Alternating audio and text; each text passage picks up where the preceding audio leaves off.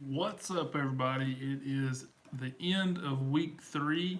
We are a day after the everything that happened yesterday with college football, and now we look to recap everything that went on yesterday and also look towards week 4. Yesterday we'll start off with the SEC right after I do the stock up and stock down. Yesterday we had a lot of action going on. There was several really good games, and that happens a lot whenever all week long we heard how this weekend was not going to be that good as far as games went. There just wasn't as many high quality matchups, and generally that means we have some of the best games of the year, and that happens all the time. We get those games where um, big upsets and things like that. And that's exactly what happened yesterday. So I'll start out with the stock up, and I've got several teams on the stock up, stock down this week, just because there was a lot of teams that made some movement in my opinion. So as far as stock up, I've got the first one is obviously Syracuse. They're 3-0. It wasn't just the win yesterday. They seem to be getting better. They're getting some momentum. They're getting some confidence in what they're doing. And I think they got a really good coach, and I think they're going to continue to have some success. Now, obviously, I don't think they're going to go undefeated. I do think that they'll have a pretty solid year, though. Kansas is up next, 2-1. I know it's hard to believe. Back-to-back wins for the first time since 2009. So that's why they're on the stock up report. Another team that I don't think will keep this kind of success going very long, but at the same time, they're going to be a little bit better. Like I've talked about the last couple of weeks, I think they're going to be a little bit better than what people really thought they would, especially after that first loss they had of the year. Vanderbilt is next. They were sneaky good. They've got a good quarterback in Kyle Shermer. And as you know, in college football, or really any level of football, if you've got a really good quarterback, you can cover up a lot of things. And that's what Vanderbilt's doing right now. They've got a good quarterback, and they really played Notre Dame pretty hard yesterday. Oklahoma State is next. I think a lot of people, well, if you just look at the line movement, you'll see that a lot of people were on Boise. A lot of people had Boise going to a New Year's Day Bowl, one of the New Year's Six, I believe is what they call it, this year. And Oklahoma State came out at home and took care of business. And then LSU. LSU is playing better than I thought. LSU is playing, they went yesterday into Auburn and really started out the game well. And then during the middle of the game, halfway through the second through probably the start of the fourth quarter, really, leveled off, didn't really do much, and then finished well. Ended up getting that win on the road against Auburn 22-21. Now, as far as stock down, the first one is very obvious. Florida State. Florida State is on a steady decline, and it seems like Willie Taggart is starting to blame everybody, and that's way too early in the season to be doing that, and that cannot be good for this team, any shape or form.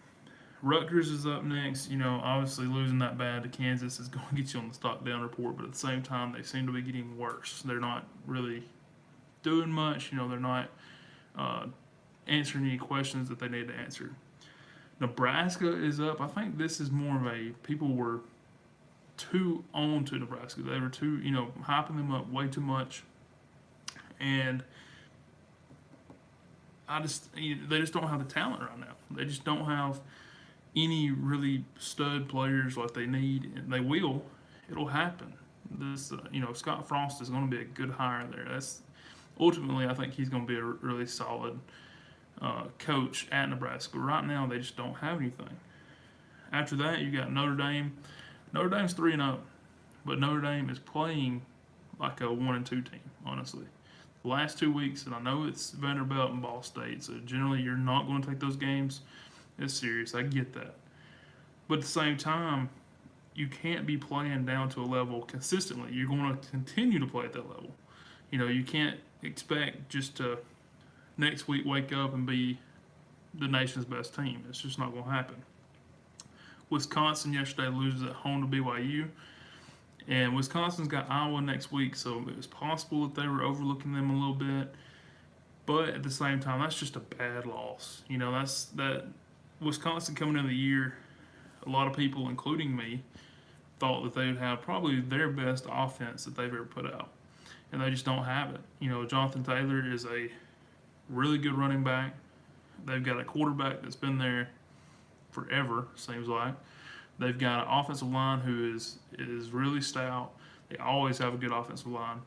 They always have a solid defense. This team should be beating everybody by 35 points, whoever they play, and they're not. Arkansas is just really bad. I actually had a little bit of hope for them because that system doesn't seem that hard to run. It's the RPO. Yes, the quarterback's got to make some decisions, but at the same time, really, by making the decisions he's having to make is the same decisions every play. It's competitive. It's you read the defensive end. If it's not there, you throw a quick pass. And every now and then they'll throw in a deep ball, something like that. But that's it. There's nothing much there besides that. So I just don't understand why they're having the problems they are. And then I've got Northwestern. Now Northwestern is 1-2. They had that big win on a Thursday night to open the season, and now that's not looking to be such a big win, I guess is what I'm trying to say. So Northwestern is not that great of a team. Yesterday losing at home to Akron, obviously a big upset there, but Northwestern is just not a really good team either way. So that concludes the stock up, stock down. Now we'll run through what all happened yesterday as far as individual games. We'll start with the SEC. So no surprise here, Ole Miss does not have a defense at all. Alabama goes to Oxford, takes care of business, scores 62.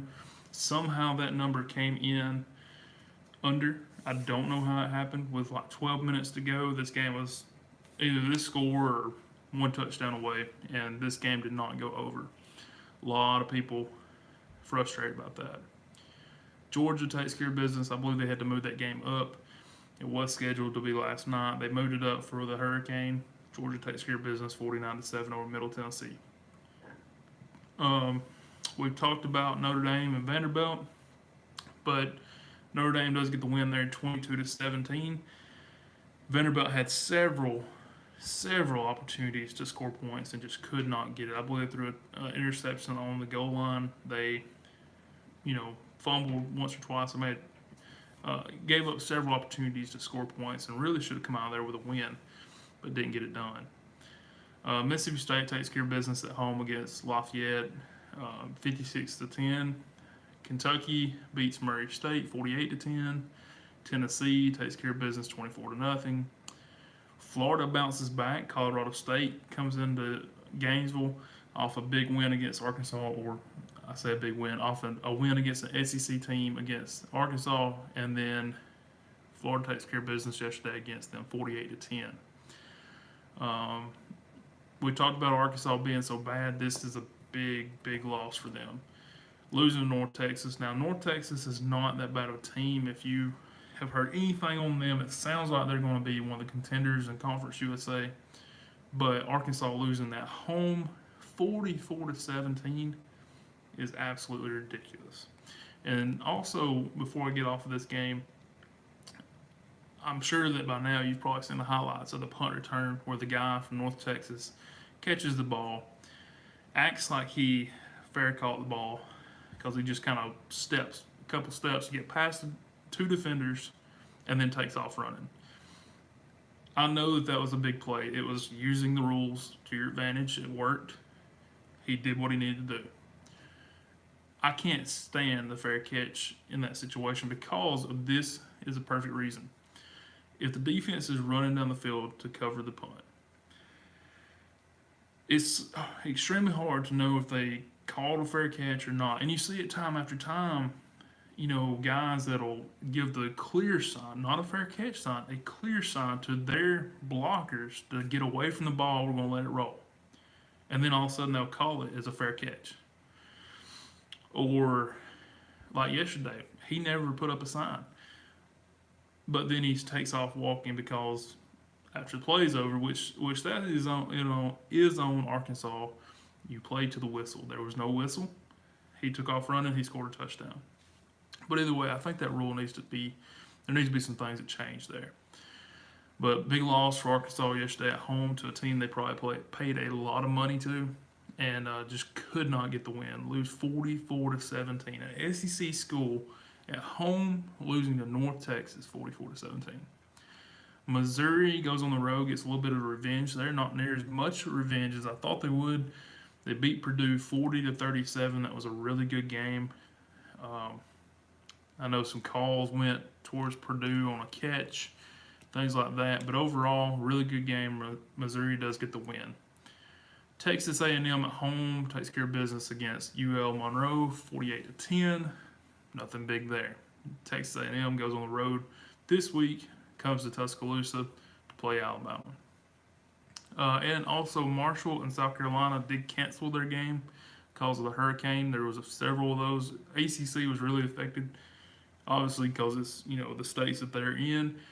But South Carolina did cancel their game. And finally, LSU gets a win at Auburn, 22-10. Now that is a big win for Coach O. I didn't believe in Joe Burrow. His completion percentage is under 50% going into that game. He's been rushed a whole lot. They completely turned around. I guess they've been hearing that a lot this week come out to play. And Auburn had a chance to cover this game and get a win by multiple scores and just couldn't do it. Auburn did everything they could yesterday to give that game up. The first pass of the game, they threw an interception on their own 30. Things like that. And it was a stupid interception. You're running out of the pocket, and I'm talking about just threw it right to the defender. But other than that, that wraps up the SEC. We'll move on now to the Pac-12. The Pac-12 yesterday did have some interesting games. One that was interesting at the start, Stanford, after the first quarter, was down to UC Davis. I believe 3-0 or 7-0, something like that. But Stanford does come back to win 30-10. Washington last night was probably the marquee game, I guess you would say, as far as Pac-12 after dark. Washington and Utah. Washington gets a 21-7 victory at Utah. So a big win for them. That's a tough place to play. I talked about it during the video this week. That was our money line degenerate play. It did not come up for us, obviously. But usually, going into Salt Lake City, that is a tough environment. And also, Utah did like Auburn. They did everything possible to give up this game. There was one play that stood out really big, was the defensive lineman that intercepts the ball, runs down the sideline by himself, and fumbles the ball out of bounds on the 5-yard line, 6-yard line, something like that. Just the entire game was like that. They had interceptions that were, called for roughing the passer, things like that. Just stupid stuff. And some of it, honestly, was questionable in my opinion. There was a targeting call when Washington was backed up on their own 3 or 4 yard line. They run the ball. Guy comes in the box to make a tackle. It's not in the open field. It's still in the box. And makes a tackle, and I thought it was a clean hit. It was a big hit. But to me, it was a clean hit. Gets called for targeting. Also, that bounces Washington way out in the field, gets them off the goal line, and that guy gets ejected. So things like that went, but also Utah should clean up a lot of their stuff. Oregon gets a win against San Jose State, 35-22. Obviously, Oregon was a big favorite, did not cover in this game, but Oregon is got to be looking ahead because they have Stanford next week in the game day game. San Diego State gets the win over Arizona State. So the undefeated season for Arizona State is over. Herm Edwards come out, goes 2-0, riding the high. San Diego State is not that good of a team in my opinion, but still gets the win over ASU. So it kind of brings ASU back down to earth a little bit. We'll see if they can bounce back this coming up week. Colorado at home gets a win over New Hampshire, 45-14. I believe New Hampshire is where Chip Kelly originally got his start before he went to Oregon as an offensive coordinator. I think New Hampshire is where he was at. Cal gets a win against Idaho State, 45-23. Cal is still undefeated, 3-0. Nevada beats Oregon State by 2, so Oregon State did cover. They were a 3.5-point underdog in that game. They had a chance to win, scored 14 in the fourth quarter, just came up a little short, 37-35. Washington State beats Eastern Washington 59-24. Now, a couple years ago, this would have been a really good out-of-conference game. Eastern Washington is really good in FCS. They have been. I don't know how they are this year. They were 2-0 going into that game, but I just don't know who they played. But Washington State takes care of business and remains undefeated, 3-0. Chip Kelly, who I mentioned before, really struggling at UCLA. And I had this team not doing well at all. Had them, they may not even reach what I thought they would. And I believe I had them at 3 wins. So they may only get at 1 or 2 wins this year. But that team, it's UCLA. They've got the area to recruit. That won't be a problem. They're going to be big. It's just going to take a little bit of time for Chip to get some players in there. But he will. In fact, I think he will very soon. I think probably this recruiting class, he'll get some players that fit his system a little bit better. Fresno State goes into UCLA into the Rose Bowl and wins 38-14. Arizona gets their first win of the year against Southern Utah, 62-31. They should be a lot better than they are, but they lost to BYU first game. Obviously not a bad loss considering what BYU did yesterday at Wisconsin. Now that we look at it, but at that time looked pretty bad. And then last week got thumped by Houston, which, Houston is not a terrible team, but Arizona should have won that game last week. And this week they get their first one against Southern Utah. Now, one game I hadn't talked about yet was USC and Texas. This game was a game that was played last year in the Coliseum in LA. USC won that game last year. Texas gets some revenge this year, winning big 37-14. USC is 1-2. Clay Helton is not good as an underdog. His just any amount of points as an underdog, I believe he is now 1-10 as an underdog while at USC. So over the past 3 seasons, since he's been the head coach, any amount of points, 1 point to 100 points, if he is an underdog, he is 1-10 against the spread as an underdog at USC. That's terrible. So keep that in mind in the future. Texas obviously bounces back to go. They're up to 2-1. Maybe they get on a roll here. I was big on Texas. Both of these teams, I thought the USC by default, just because I didn't think the Pac-12 South would be that great, would be the winner there. Texas, I was high on. I thought that this was going to be their year. They come out and lose to Maryland, who, by default, yesterday Maryland loses to Temple, so not a good loss there. But at the same time, yesterday Texas, it seems to be they're on the way up. So probably maybe next week if they continue this, they'll be on the stock up report. And that wraps up the Pac-12. Not a ton here now. This week 4, we start getting into conference games, and we start seeing a lot more conference games. So the fun starts. The traditional rivals, things like that, starts up really big coming up. Next up, we have the Big Ten. BYU goes into Camp Randall and beats Wisconsin 24-21. Wisconsin should have won this game. The entire game they played from behind and never could get anything going. They tied up with about 10 minutes to go. BYU drives down the field, kicks a field goal, goes up 24-21, and that's where the game finished at, 24-21. Penn State plays Kent State at home yesterday, remains undefeated, 3-0, wins that game 63-10. Nothing big there. Michigan pulled away from SMU at the end, winning 45-20. At home, SMU is defeated. They're 0-3. Michigan is now 2-1, so maybe they're getting a little bit of momentum. We don't know how big a deal that is. I know Shea Patterson is getting better. Yesterday he was 14 of 18 for 237 yards and 3 touchdowns. So obviously he is really starting to pick up this offense. We'll see if it helps when they get into conference. Kansas, we talked about earlier, gets a big win against Rutgers yesterday. Rutgers is on the road. the final in that game, 55-14. Kansas put up double-digit points in each of the 4 quarters. I mean, the last time that's happened, I have no clue. 2009 was their last good year, and Kansas, this is the first time they've won back-to-back games since 2009. Last week was their first road win since 2009. This week was their first time of putting up more than 50 points since 2009. So as you can see, it's been a gap of really bad football, and they seem to be getting a little bit of momentum here. We'll see what happens when they get into conference and play a lot better competition. Indiana gets a win against Ball State, 38-10. I'm sure after the way Ball State played Notre Dame last week, Indiana really paid attention to them. Indiana's now 3-0. They definitely took them a lot more serious than what Notre Dame did last week and got a 4-touchdown win. Like I said earlier, Temple goes into Maryland, beats Maryland 35-14.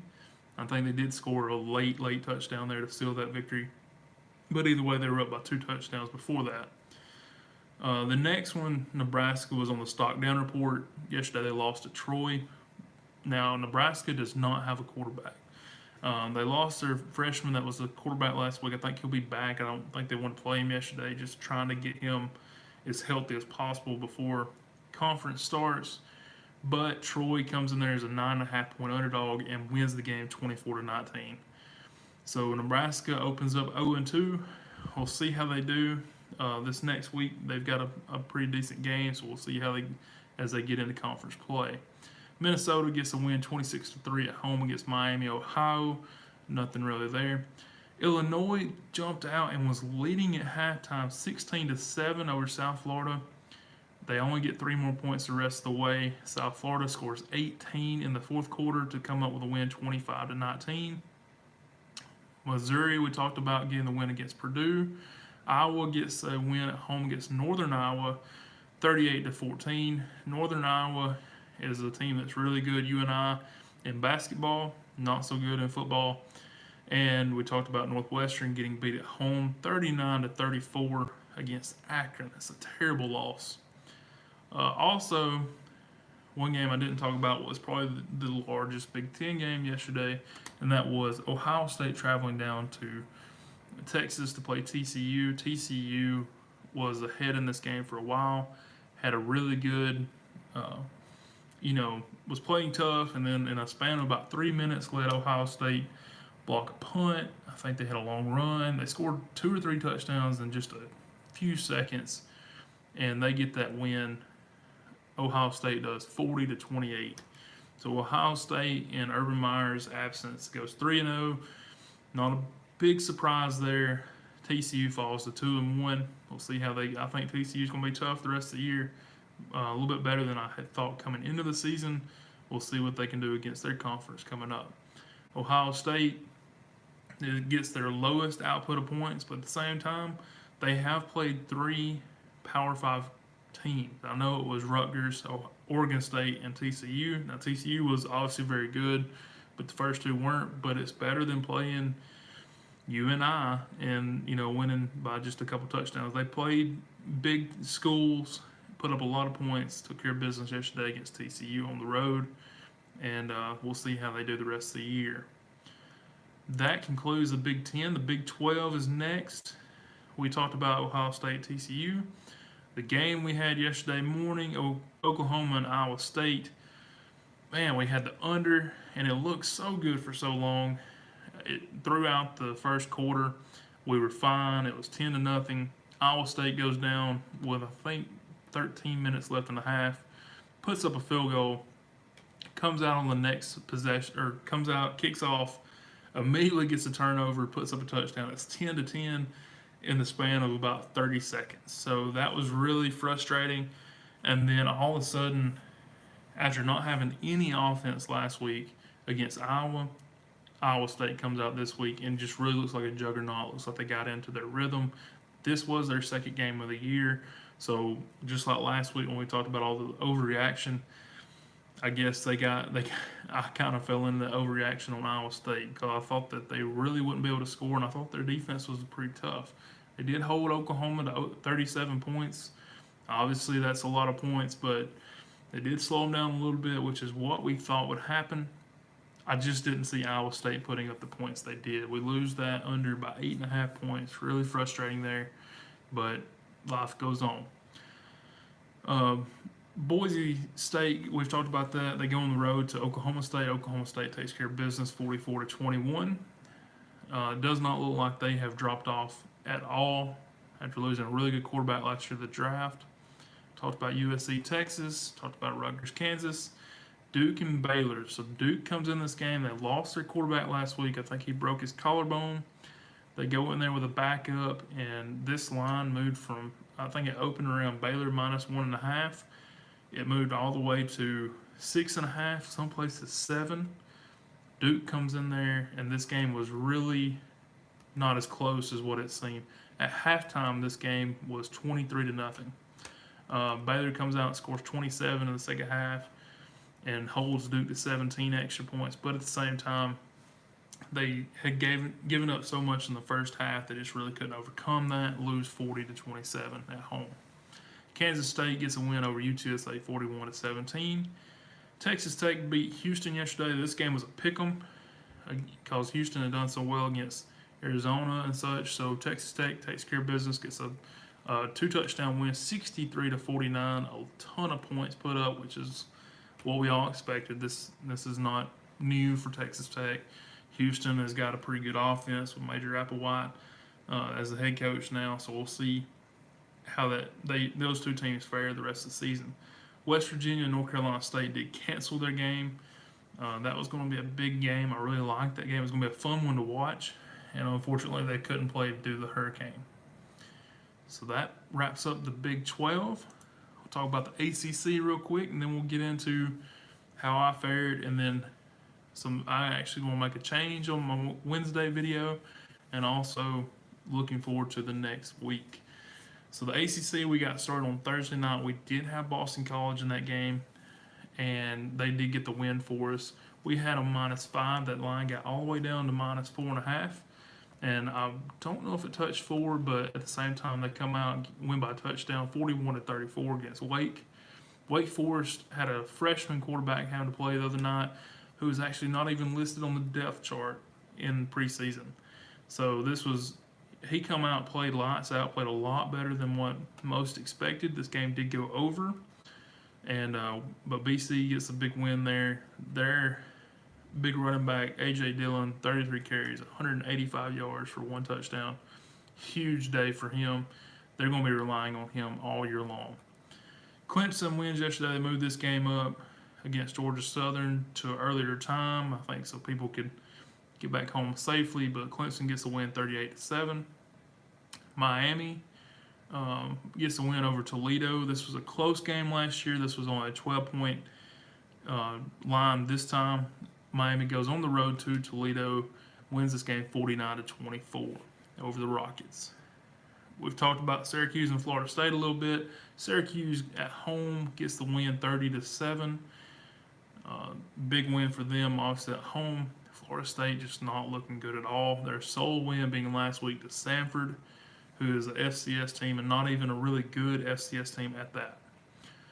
Pittsburgh at home gets a win against Georgia Tech, so Pittsburgh bounces back off their big loss last week to Penn State. Georgia Tech is on a losing streak. They've lost their last 2. 24-19, the final in that game. Duke, we've talked about going on the road and getting a win 40-27 against Baylor. Virginia and Ohio, I believe this is the game that was moved to Vanderbilt, moved to Nashville. Virginia gets a win 45-31 over Ohio. Ohio is a MAC team that is expected year in and year out with Frank Solich to be the top of the MAC, and they're not a slouch. So this was a big win, in my opinion, with having both teams obviously having to travel as a neutral site, and Virginia gets a win there. They moved to 2-1, so big deal there for Bronco Mendenhall. Louisville wins 20-17 over Western Kentucky. This is not a good win. I know this is as far as proximity, this Western Kentucky obviously wants to play Louisville as well as possible because they're like the first cousin. They're not even the little brother. They're really small, but they come in there and almost beat Louisville. We're actually leading the game 17-6 in the fourth quarter. It took 2 touchdowns in the fourth for Louisville to win that game. East Carolina and Virginia Tech was canceled. West Virginia and North Carolina State was canceled, and UCF and North Carolina was canceled. So 3 games in the ACC were canceled this weekend. So obviously not a ton of football being played in the ACC, but some good football was played, especially in the conference game like we talked about with BC and Wake Forest. That was a really good football game on Thursday night. So that wraps up everything that happened this week. Now, as far as how I didn't do so hot again. Can't get past the 1 and 2. It's really frustrating, but at the same time, just staying consistent, I guess. But 1 and 2 once again this week. 4 and 1 in the leans that I handed out. I gave out 5 of those. I did go 4 and 1. The sole loss in that one being Missouri, who did win the game outright, but did not cover the 6 points. Had Vanderbilt plus 14. They went in and should have won that game against Notre Dame. Ole Miss and Bama under 71. I got lucky there. Somehow that didn't go over. TCU plus the 14. And Kansas minus 2.5. So those leans did do very well. Last night we talked about Utah was the degenerate money line play. That's once again, that's only for fun. That is taking a big underdog that I just feel like has some kind of chance of winning. We're 1 and 2 in that this year. And a lot of times the good thing about those are it's kind of like parlays. Yes, you're going to have a lot more losses than wins, but because you're getting so much plus money, you can do well in the long run. Play on some of those. This week, I am going to change it up a little bit. Looking through everything, I've kind of went as far as handicapping. I project everything out. I add in home field advantage. I look at trends. I look at, not so much trends, but I look at injuries, things like that to get my overall score. And then I take those games, and if it's right on top of what the number is, I go ahead and eliminate those. If I've got a little bit of discrepancy against the number, I then start looking at traditional trends and things. It worked really well in the Boston College game, not so great in the Auburn game, which went completely against what the traditional trends were. So what I'm thinking about this year, but I'm looking at over all the games, if I'd have just went straight off of my numbers and not really put in any kind of, feeling or anything about the game, just went strictly handicapping from numbers, I would have done a lot better. So what I'm thinking about is more than 3 plays this week, trying some things out more or less, taking that stuff out, giving you some background on each one of the plays, but having a lot more plays and really going volume, trying to win by volume. So we'll see how that goes. If it doesn't go so well this week, we'll go back down to picking 3 games, but we'll see how that is. Next week, we have several games. We've got 23 total Power 5 versus Power 5 games. 6 of those I think will be really good games, and that is Georgia, Missouri, Mississippi State, Kentucky, Texas A&M, Alabama, Stanford, Oregon. That's the game day game. Wisconsin, Iowa. We'll see what happens when Wisconsin tries to bounce back. I think that was why they lost yesterday. Was really they were overlooking BYU, and TCU, Texas. I think that's going to be lining up to be a really good game. So those are the 6 I really think is going to be really good. As far as the rest, we got games like Florida, Tennessee. That's a traditional rivalry game. South Carolina, Vanderbilt. This is obviously looking like it's going to be a little bit better game. I think South Carolina is definitely going to be favored, but it kind of looks like this is going to be a good game. Arkansas, Auburn. Auburn should take care of business there. Arizona, Oregon State. Nothing big. Arizona State, Washington. Last year, Arizona State did win this game, so we'll see what happens. This is a little bit of revenge for Washington. On Friday night, we have Washington State and USC. Michigan State, Indiana. This should be a good game, in my opinion. Minnesota and Maryland. Both these teams kind of scrappy, might see how this game goes. Nebraska, Michigan. So we'll see 0-2 Nebraska. We'll see how Scott Frost does in his first Big Ten game, and it's actually on the road at the Big House. So a tough spot there for him. Penn State, Illinois should not be a big game. Kansas, Baylor, that may look to be a really good game. Kansas State, West Virginia, always close, no matter how these teams are doing. They, for whatever reason, this is one of those games that's always played close, and it's always a shootout. Texas Tech, Oklahoma State, they may have to add some numbers to the scoreboard for this one. Clemson and Georgia Tech. Clemson should take care of business there. Louisville against Virginia. That actually may be a pretty close game.